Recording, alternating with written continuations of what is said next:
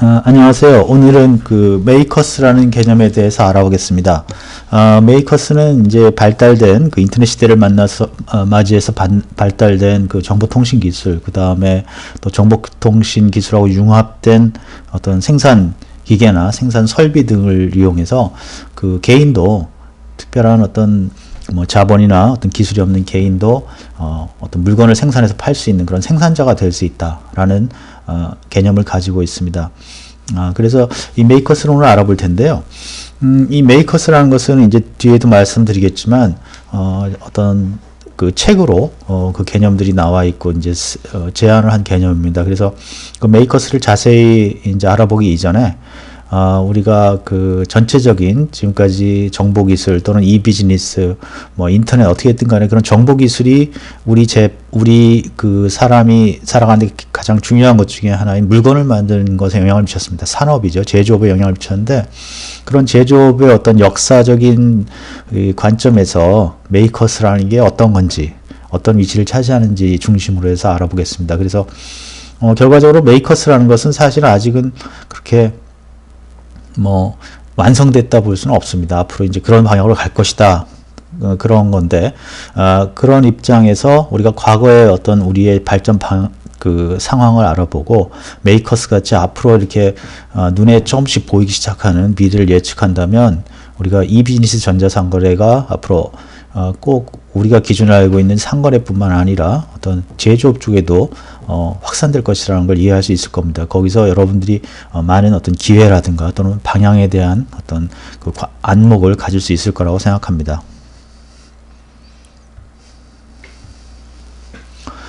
메이커스라는 것은 인터넷 시대를 맞이해서 개인이 그 블로그라든가 유튜브 등으로 1인 미디어 어느 정도 굉장히 강력한 물론 뭐 방송국이나 신문사보다는 못하지만 그런 거에 어떤 그런 시장에 1인 개인도 블로그라든가 팟캐스트라든가 유튜브를 통해서 굉장히 영향을 미칠 수 있다. 즉 미디어의 생산자 역할을 할 수 있다라는 것처럼 인터넷과 그런 관련된 정보기술이 발달로 인해서 기존의 그 단순한 소비자, 물건의 소비자, 대량 생산 시대의 소비자 역할을 했던 개인이 이제 어떤 물건을 만들고 판매하는 그런 생산자 역할을 할 수 있다라는 뜻입니다. 그래서 그러한 1인 생산자를 메이커스라고 그렇게 얘기를 합니다. 그래서 이런 메이커스는 개인이 그 제품을 생산하는데 인터넷상에 다양한 그 도구나 여러 가지 그 도움을 받지만 사실 가장 중요한 건 지식들이죠. 지식은 결과적으로 사람한테서 나오는 거고요. 그 사람은 인터넷상에 우리가 깔려있는 SNS 같은 그런 관계를 통해서 얻을 수가 있습니다. 그래서 여러 사람의 도움을 받아서 제품을 생산하고 만들어내는 거죠. 혼자 이렇게 뭐 레오나르도 다빈치처럼 천재적으로 만든다는 게 아니라 여러 SNS나 여러 네트워크에 있는 사람들의 도움과 기술을 받아서 만드는 거죠. 그래서 이 메이커스는 사실은 소셜 매니팩처링의 어떤 또 하나의 단면이라고도 볼 수 있습니다. 서로 굉장히 밀접한 관계가 있죠. 그래서 이 메이커스라는 것은 그 2012년도에 그 테드로 유명한 크리스 앤더슨이 책을 냈습니다. 와이어드 편집장이었는데요. 그 책을 내서 메이커스, The New Industrial Revolution 이라는 책을 냈습니다. 그래서 이 사람 말대로 메이커스라는 것은 결과적으로 새로운 산업혁명이다. 그렇게 이제 이름을 붙였죠. 하지만 이거는 이제 그 어떤 뭐 몇몇 사람들의 주장이고 아직은 정확하게 그 효과가 그 산업혁명 정도가 되는지는 모르겠습니다. 하지만 우리가 어떤 미래를 보는 어떤 통찰력을 가진 사람들의 어떤 의견이기 때문에 우리가 충분히 알아보고 주목할 만한 개념이라고 생각합니다. 그래서 거기 나와 있는 우리나라 책에는 메이커스, 새로운 수요를 만드는 사람이라고 해서 한글판도 출간이 된 걸로 알고 있습니다. 자, 우리가 앞에도 말씀드렸지만 메이커스라는 게 나왔는데 메이커스라는 새로운 개념이 나왔고 우리가 어떻게 보면 기존의 제조업이라는 걸 굉장히 친근한 우리가 특히 우리나라 같은 경우에는 제조업이 굉장히 두텁고 우리가 주로 이제 수출품을 만들 때도 제조업 중심으로 하기 때문에 굉장히 친숙하다고 생각하는데 그렇다면 과연 제조업이 어떻게 발전돼 있고 그리고 그 제조업이 어떻게 메이커스라는 새로운 개념이 나오게 되었는지. 사실은 모든 일이 사실은 아무것도 앞에 조건이 없이 그냥 생기지는 않거든요. 그래서 그런 메이커스라는 새로운 개념이 나오긴 조건이 어떤 것이냐, 그런 것들을 한번 알아보기 위해서 다시 한번 우리가 기본으로 들어가서 제품 개발이 뭔지, 그 다음에 우리 인류가 어떻게 제품 개발을 발전시켜 왔는지, 그런 것들을 한번 살펴보겠습니다.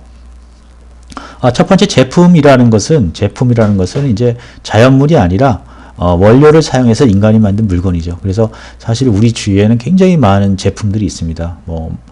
개인에 따라 다르지만 10,000개 이상을 쓴다고 그러더라고요. 그래서 그렇게 많은 제품들을 사용하고 있고, 또한 현대는 이런 제품을 잘 만드는 것이 곧 부의 원천입니다. 그래서 제품을 잘 만드는 지역이, 제품을 잘 만드는 나라가, 국가가 부자고, 그런 또 부자가 사실 요즘에는 문화도 융성하고 그렇지 않습니까? 그래서 우리나라 같은 경우에는 이제 제품을 잘 만들기 때문에 굉장히 발전하고 있고 굉장히 부자가 되어가고 있고 그렇게 되는 거죠. 그래서 현대는 이제 상업화된 대량 생산 체계를 통해 제작된 물건들을 제품이라고 보통 그럽니다. 그래서 그냥 개인이 만든, 일반적으로는 개인이 이렇게 만든 것들 어떤 제품이라고 말하기 좀 곤란하고, 그런 건 예술품이 될 수도 있고요. 또는 취미생활이 될 수도 있지만, 제품이라는 것은 보통 우리가 말할 때는 현대에는 대량 생산된, 공장이나 기업에서 대량 생산된 그런 물건을 말합니다. 여기서 이제 제품 개발 프로세스란 말도 쓰는데요. 제품 개발 프로세스는 새로운 물건이나 서비스를 시장에 출시하기까지 어떤 과정을 거쳐야 되는데, 그런 과정을 우리가 제품 개발 프로세스라고 합니다. 우리가 제품 개발의 역사, 인류의 제품 개발의 역사는 크게 4가지 정도로 나눌 수 있는데, 결과적으로 오늘 얘기할 메이커스라는 걸 제일 마지막, 지금 이제 막 시작하는 단계다, 그렇게 한번 위치를 할 수 있을 것 같습니다. 그래서 그 4가지 단계를 보면, 첫 번째는 원시 제품 개발, 두 번째는 수공 상품 개발, 세 번째는 대량 생산 제품 개발, 그리고 최근 우리가 지금 주로 사용하고 있는 그런 기법은 대량 맞춤 생산 제품 개발, 이런 게 있습니다. 그래서 이제 마지막에는 그럼 이게 끝난다기보다는 그런 것들이 계속 유지가 되면서 새로 나타난 게 이제 메이커스가 아닌가, 그렇게 생각을 하는 거죠. 그러면 이제 이 앞에 그 메이커스를 정확하게 이해하기 위해서 앞에 쭉 원시 제품 개발부터 최근에 대량 맞춤 생산까지를 한번 쭉 알아보겠습니다. 저는 개인적으로 그렇게 생각하거든요. 개인적으로 물건을 이렇게 만드는 것도 좋아하고, 요즘엔 시간이 없어서 많이는 못하지만 그렇게 하는데요. 아이디를 잘 보면, 여러분들도 마찬가지겠지만 그런 게 아직 남아있지만, 자기가 만든 물건을 굉장히 소중히 합니다. 스스로 만든 거를. 그래서 그게 비록 품질도 나쁘고 좀 모양도 안 좋을지라도 자기가 스스로 이렇게 만든 제품은 굉장히 좋아합니다. 그래서 제 생각에는 물건을 만드는 게 꼭 돈을 벌고 부를 쟁취하기 위해서 그런 것도 있겠지만, 결과적으로 우리 인간의 기본적인 어떤 본능적인 속성이지 않나 하는 생각이 듭니다. 그래서 제일 위에 있는 것처럼 하나님도 인간을 만드시고 나서 보기 좋더라, 또는 자연을 만들고 보기 좋았더라, 그런 것처럼 우리도 어떤 걸 내가 만들어 놓고 비록 좀 허술해도 참 보기 좋다, 그런 생각을 가지고 있습니다. 그래서 그런 어떻게 보면 인간이 근본적으로 본능적으로 물건을 만드는 것에 즐거움을 느끼지 않나 하는 생각을 갖고 있습니다. 그래서 거기 나와 있는 이제 돌도끼나 그런 것처럼 원시 제품 개발은 주로 자기가, 또는 기껏해야 자기 부족이 쓸 수 있을 정도의 물건들이었습니다. 그래서 무슨 설계나 그런 개념은 없고요. 그냥 자기가 쓸 수 있는 재료를 모아서 만들었습니다. 그래서 여기에서는 무슨 분업이라든가 또는 무슨 큰 에너지가 사용되거나 그런 것들을 할 수가 없었습니다. 그래서 그런 원시 제품 개발 단계를 거쳤고요. 그러다가 곧 이제 수공 상품 개발 단계로 넘어갑니다. 수공 상품 개발 단계는 제품을 만들긴 하지만 그것도 이제 에너지나 그런 것들을 그렇게 막 크게 쓰지는 못합니다. 그러니까 수공을 주로 손으로 인력을 사용해서 기껏해야 가축을 사용해서 어떤 물건을 만들지만, 자기가 사용해서 물건을 만드는 게 아니라 판매하기 위해서 물건을 만드는 그런 게 이제 시작됐습니다. 그래서 예를 들어 가장 대표적인 게 이제 중국 제품들이 많았는데요. 그림에 보시는 것처럼 중국의 도자기를 만드는 것이 굉장히 유명했죠. 그래서 중국 도자기가 유럽의 중세까지 수출이 돼서 굉장히 비싼 가격에 팔렸다고 합니다. 그래서 이런 도자기는 자기가 쓰려고 만드는 게 아니라 팔려고 만드는 거죠. 그 다음에 이제 그림에서 보는 것처럼 종이, 중국의 종이라든가 또는 비단, 도자기 이런 것들은 수공으로, 손으로 만들어서 대량으로 만들어서 판매가 됩니다. 여기서 이제 대량으로 만들어 판매가 되지만 결과적으로 약간의 분업도 생깁니다. 뭐 도자기 같은 경우에는 흙을 만드는 사람, 뭐 도자기 굽는 사람, 또는 뭐 도자기 형태를 만드는 사람, 그런데 결과적으로 정확한 무슨 설계가 있는 것도 아니고요, 치수가 있는 것도 아니고 그저 경험에 의해서 만들어지는 겁니다. 하지만 이때부터 우리가 물건을 만든다는 것이 돈을 번다, 경제적인 활동에 어떤 밑바탕이 된다는 것을 인식하고 그런 것들이 시작됐고요. 또 이런 제품을 국제적인 무역, 뭐 배를 타든 실크로드를 통해서든 하여간 국제적으로 이동을 시키고 부가 이동하는 그러한 현상이 일어났습니다. 다음에 이제 산업혁명이 일어난 다음부터는 대량 생산이라는 것이 생겼습니다. 대량 생산. 그래서 가장 대량 생산 여러 가지 종류가 있었지만 가장 대표적인 게 자동차, 포드 자동차 같은 경우에 대량 생산을 했다고 합니다. 그래서 지금 그 포드 자동차, 검은색 자동차가 보이는데 이때는 약간 대량 생산하기 위해서는 단순히 하겠죠. 그래서 이 포드 자동차는 색깔도 검은색밖에 없었다고 합니다. 그래서 선전에서는 검은색이 가장 세련된 색이다, 그래서 이걸 만든다 하지만 사실은 단순화시키기 위해서, 단순화되면 많은 양을 만들어서 싸게 만들 수 있고 또 물건의 품질도 좋아지고 여러 가지 AS도 좋아지고 그렇게 되죠. 그래서 했는데 이런 대량 생산을 하기 위해서는 여러 가지 그 기법들이 동원되었어야 됐습니다. 그래서 가장 대표적인 게 컨베이어 벨트인데요. 컨베이어 벨트는 사실 거기 그 도축장에 나오는 것처럼 그 도축장에서 도축을 하는 과정이 컨베이어 벨트로 이용해서 했다고 합니다. 그래서 그걸 보고 헨리 포드가 우리가 자동차를 만들 때도 그렇게 하면 되겠구나, 그렇게 해서 만들어내서 아주 대량 생산을 해서 싸게 많은 제품을 공급했다고 합니다. 그래서 대량 생산 제품, 대량 생산하는 그러한 시스템이 만들어지기 시작했습니다. 그런데 이제 현대로 오면서 우리가 사람들이 대량 생산해서 물건만 있으면 좋겠다, 그럼 무조건 물건만 있으면 사주겠다, 그런 것들이 점차적으로 이제 물건도 많이 만들어지고 제품 간의 경쟁도 심해지고 그러다 보니까 그 힘이 그 소비자한테 넘어오게 됩니다. 그래서 소비자 입장에서 보면 물건을 많이 만들고 싸게 만드는 건 좋은데, 야, 뭐 옆집 애랑 나랑 똑같은 색깔의 똑같은 차를 타고 다녀야겠어?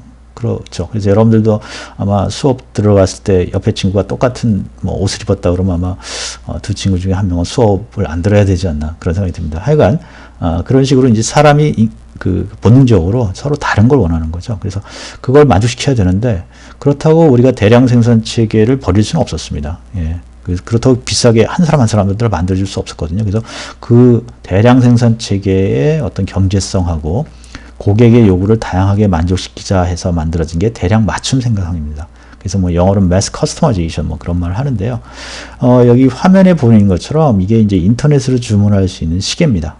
그래서 여기서는 어떻게 하냐면 기존에 만들어진 게 많이 있습니다. 여기 보면 다이얼이라고 해서 그 숫자판도 있고요. 그 다음에 케이스도 있고, 그래서 여러 가지 종류가 있는데, 그런 것들을 내가 선택을 하게 됩니다. 선택해서 딱 맞춰주면 어떤 제품이 하나 만들어지겠죠. 그럼 그런 조합으로 만들어지니까 굉장히 많은 종류. 이 시계 회사도 뭐 10,000개 이상의 어떤 거의 굉장히 많은 그 조합을 만들 수 있다고 합니다. 그래서 이거는 뭐냐면, 우리가 다양하게 만들어주되 미리 대량 생산한 물건들을 갖고 있다가 고객이 요구하는 그 조합을 만들어서 주자. 그러면 고객마다 조금씩 다를 거 아닙니까? 그래서 그렇게 하는 걸 우리가 대량 맞춤 생산이다, 그렇게 말합니다. mass customization. 그래서 현대는 mass customization 시대입니다. 그래서 여러분들이 잘 보면 아시겠지만 자동차도 가솔린 자동차 있고요.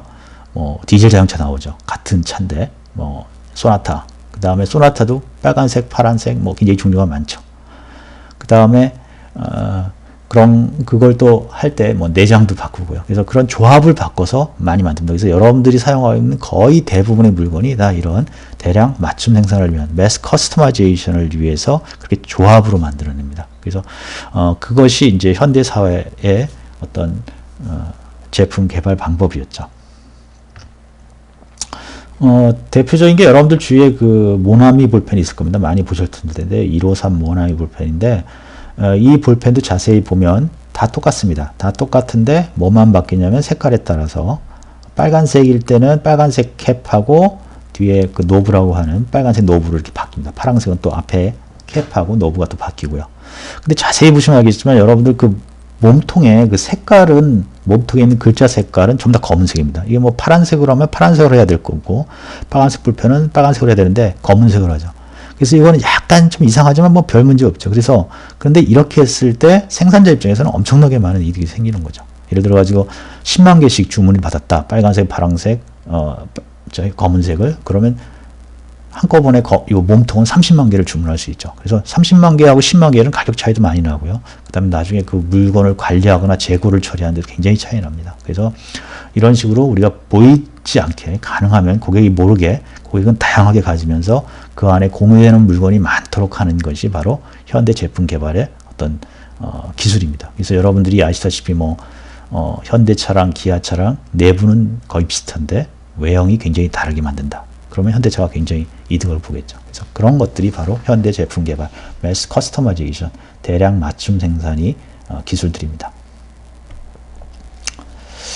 근데 지금까지 그렇게 이제 만들어졌는데요.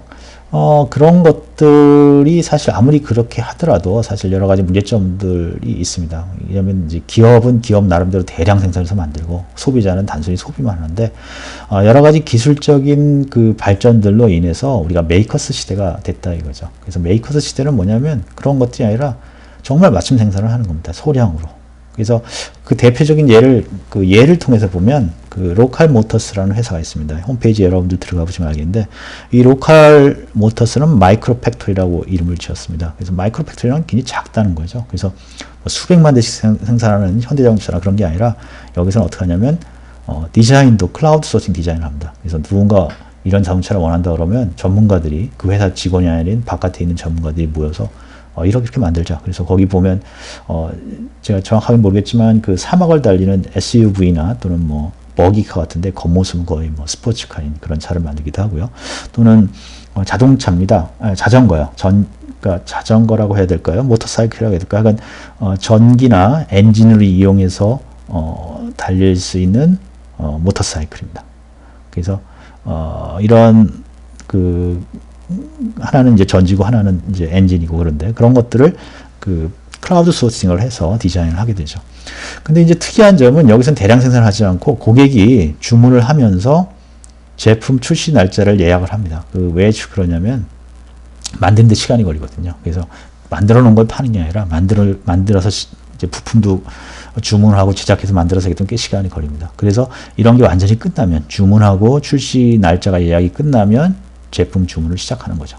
결과적으로 굉장히 적은 수의 제품들이 만들어지고 또 그 자체 내에서 만들어지는 게 아니라 여러 가지 전문가들의 얘기를 들어서 만드는 그런 특이한 형태의 제품 만드는 방법이 되죠. 그래서 이거를 다섯 번째 메이커스라고 또 말할 수가 있습니다. 우리가 메이커스 스페이스란 말을 쓰는데요. 메이커스 스페이스란 거는 뭐냐면 어떤 그 기본적으로 물건을 만들 수 있게 하는 그러한 조그만 공장이라고 지역 공장이라고 보면 됩니다. 뭐 공유시설이라고 봐도 되고 그래서 자기가 아이디어가 있고 디자인을 한 사람은 여기에 와서 메이커스 스페이스에 와서 자기가 그 물건을 만들 수 있다 그런 뜻입니다.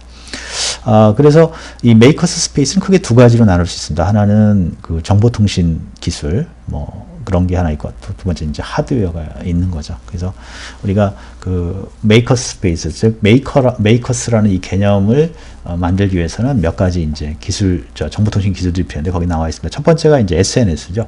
그 소셜 네트워크 서비스에 가입해서 우리가 물건을 혼자 만드는 게 아니라 각 분야의 전문가들이 그 물건에 대해서 조언을 해주게 됩니다.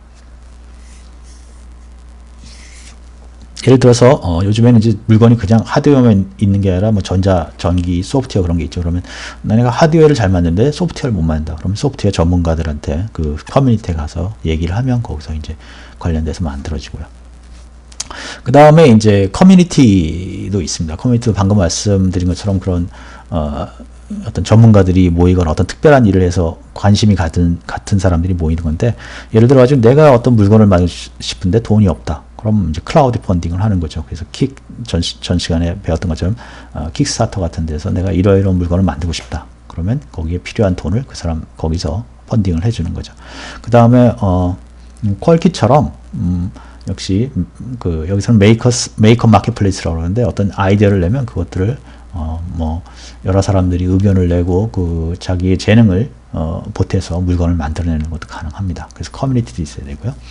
그 다음에 이제 앞에도 저희가 얘기를 했지만 CAD라든가 CAM이라든가 CAE 이런 것들이 또 필요합니다. 그래서 가장 기본적인 CAD입니다. 그래서 CAD 파일을 자기가 만들 수도 있고 어디서 또 다운로드 받을 수도 있고 그렇습니다. 뭘 만들기 위해서. 그래서 CAD 파일이라는 것은 3차원 형상을 만들어서 그걸 가지고 이제 여러 가지 이제 뒤에 또 하드웨어도 나오는데 하드웨어도 개인이 기술로 하는 게 아니라 컴퓨터 기술을 컴퓨터 수치 엔진이나 그런 걸 이용해서 하기 때문에 그런 컴퓨터로 만들어진 자기가 만들고자 하는 물건을 컴퓨터 어떤 형상으로 표현한 CAD 파일이 필요합니다. 그래서 CAD가 필요하고요.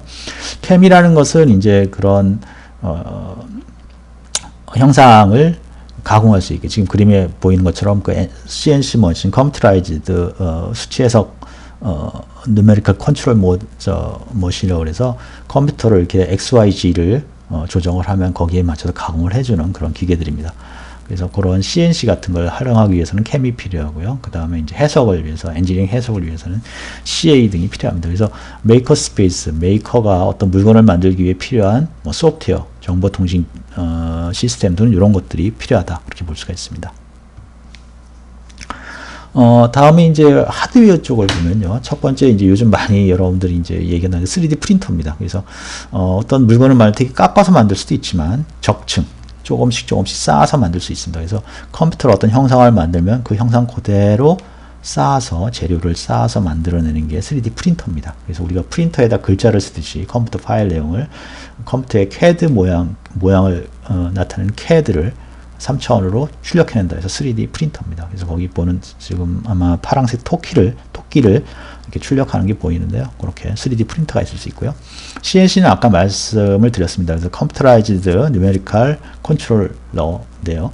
그 컴퓨터 신호를 받아서 XY 지축으로 이렇게 조금씩 이동할 수 있습니다. 모터를 이용해서. 그래서 거기에 이제 드릴이나 그 선반이나 그런 것들을 툴을 달아서 이렇게 가공을 할 수 있게 되는 거죠. 그래서 거기 보이는 것처럼 그 나무를 지금 가공하고 있는데요. X축, Y축을 이렇게 움직이면서 가공할 수 있습니다. 그래서 이것도 3차원 CAD하고 CAM이 필요한 거죠. 다음에 이제 레이저 커팅기가 또 있습니다. 레이저 커팅기는 지금 그 빛이 나오게 빨간색 빛이 상부에 있는 그림에 보이는데요. 어떤 그 2차원에다가 레이저 커팅기를 커팅을 한 다음에 그것을 이렇게 굽혀서 물건을 만들 수도 있고요. 또는 어떤 거는 이제 3차원도 가공이 가능하다고 합니다.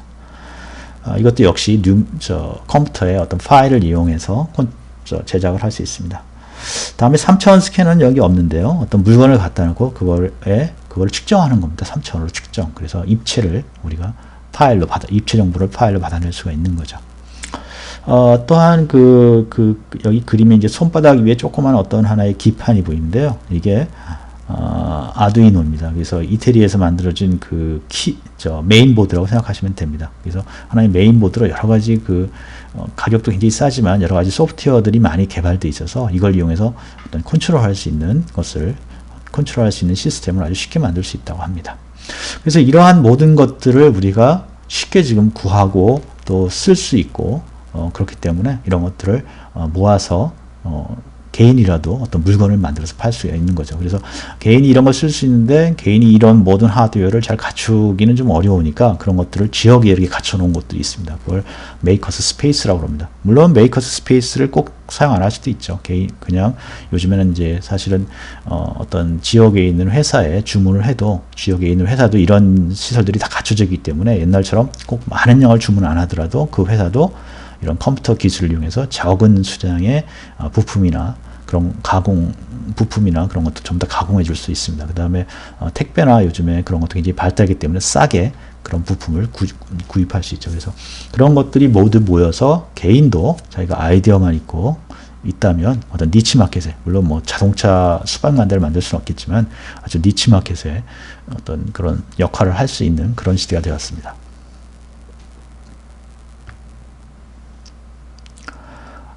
이제 그래서 이 메이커스라는 건 아까도 말씀드렸지만 인터넷 시대가 열렸고 그다음에 그동안에 제품 개발에 필요한 여러 가지 정보 시스템이라든가 그냥 하드웨어 같은 게 이제 발달해서 준비가 돼 있고 그다음에 SNS를 통해서 가장 이제 사실은 방아쇠는 SNS를 통해서 사람들이 서로 지식을 막 쉽게 공유할 수 있고 또 교환할 수 있게 되기 때문에 그런 게 모여져서 결과적으로 기업이 그동안 대기업에서 했던 역할을 일부분 개인이 할 수 있게 되었다. 그렇게 볼 수가 있습니다. 그래서 그런 것들이 앞에 말씀드린 기술이나 그런 것들이 제조업의 진입장벽을 낮춰냈고요. 그래서 작은 기업들이 1인 기업들이 이제 제조업 틈새 시장에 들어갈 수 있게 된 거죠.